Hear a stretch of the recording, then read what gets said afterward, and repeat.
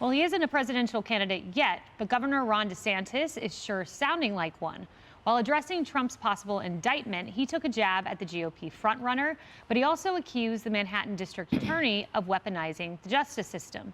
Then he and our own Piers Morgan had this very interesting exchange. You could beat Biden? I think so. So you're running then? No, I didn't say that. I just said I think I could. I mean, I think that's, if you look at Florida. Who would be harder to beat, Biden or Donald Trump? I don't know. Those are two different. So if that's not an indicator he's running, let's watch another soundbite right now. He took his first counterpunch, as some would say. What is your favorite nickname that Trump's given you so far? Is it Ron DeSanctimonious or Meatball Ron? Well, I can't. I think even he went off Meatball Ron. I can't. I don't know how to spell DeSanctimonious. I don't really know what it means, but I kind of like it's long. It's got a lot of vowels. So we go with that. That's fine. You can call me whatever you want. Just as long as you also call me a winner. Tammy, the interview was so interesting because it was the first preview of what we're going to see. We know what President Trump's message will be. I've been there. I'm a proven fighter. I'm a proven conservative. Give me another term. DeSantis, Politico, sums it up this way, is basically saying, unlike some people, I'm about results and not drama. I'm careful with whom I surround myself, and I win elections. So we'll see which message wins, Tammy. Yeah, and this is, I think, all of this is a test for DeSantis.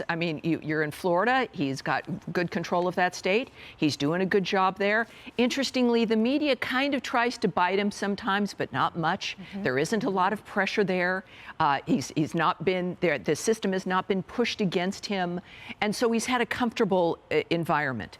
The issue becomes when you're faced with these kinds of questions, who you become. And when the pressure does become, and I think they can't imagine it. They think that this scenario in this world has just been made for Trump, that none of that would ever happen to him. And so we don't know how he would respond. The debates will matter, yes. Right? In order to beat the Democrats, you do have to beat Trump. If you can't beat Trump, if you need him removed, then you're at risk when it comes to beating the Democrats. But in the debates, and Rick Perry showed this, I've used that as a very good example. Rick Perry was going to save the party. And I think it was the first debate, he crumpled.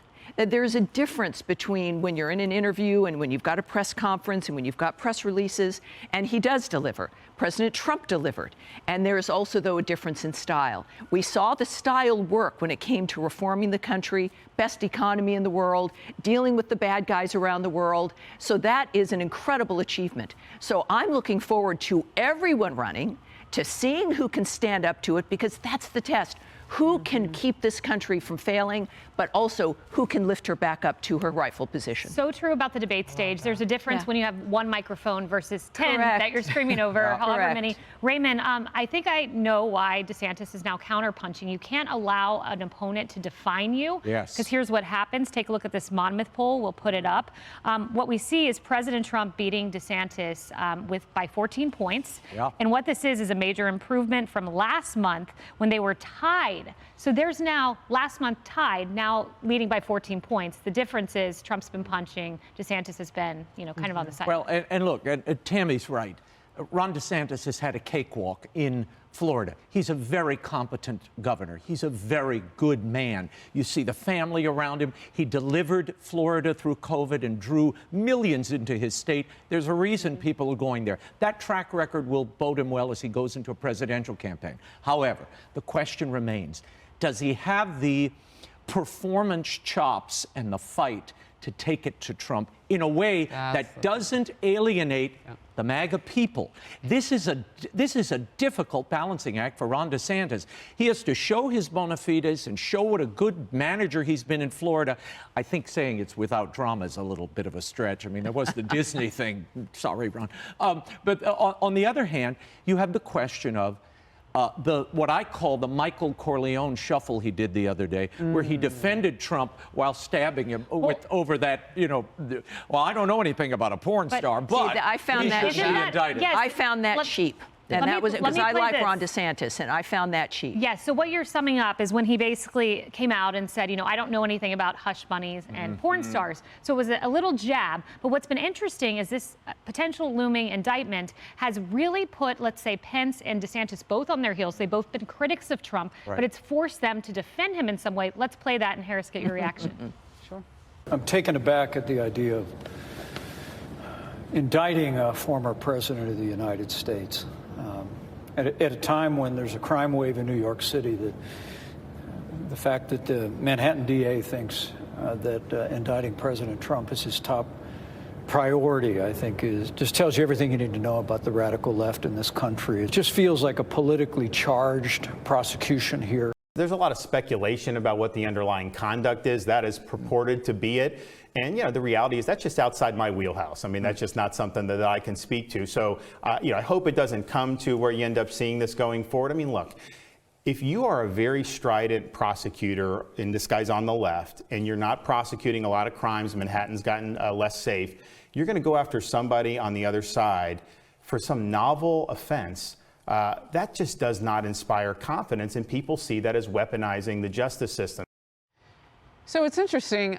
They didn't take any risks with those answers in terms of actually supporting Trump. That's not what I heard there. What they said is basically taking a look at this almost forensically and saying, well, what else would Alvin Bragg do other than, go after a Republican when he can't get his own Democrat-led city in gear? I think anybody, we say that. We're not running. Yeah. And other people say that. I think it's interesting that they are kind of that dance.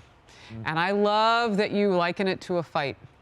Because when you meet Trump and he was your boss, the one thing that you walk away knowing about that particular former president is he likes to fight. Yeah.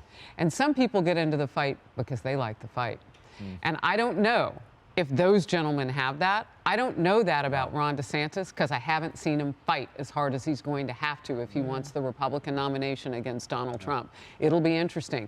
But just, you better know, he's a guy who's not going to give up. Emily, yeah, that's right. Vice President Pence at the Gridiron Dinner took him on. Ron DeSantis has, but Nikki Haley's kind of on the sidelines, taking gentle jabs, not even that you'd call it, and Ramaswamy the same. Right, and she's at 3%. Everyone else below that is 1%.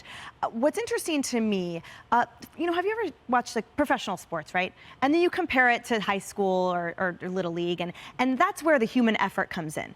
Professionals make it look effortless. And to me, that's what I've seen from Ron DeSantis in his handling of the media. So respectfully, I disagree with you two in that I don't think that the media has been playing softball with him or that he's had an easy time. I believe that his fielding of it has been quite effortless. To me, the media, the left-wing media, has sort of a certain amount of gas on the stove. And if someone, Trump now with this, is getting 90% of the heat, then it's less on Ron DeSantis. Right. But remember the absolute full-blown attack that they were levying him, calling him a racist and trying to erase African-American history and the like, so much more, anti-gay, etc. The list goes on. He was fully in their targets. It's just that a bigger fish emerged.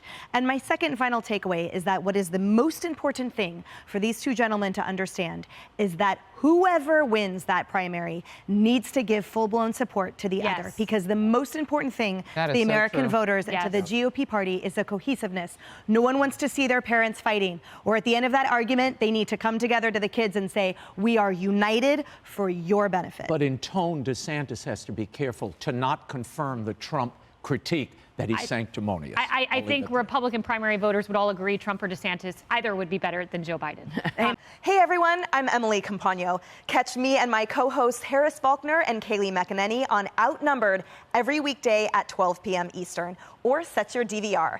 Also, don't forget to subscribe to the Fox News YouTube page for daily highlights.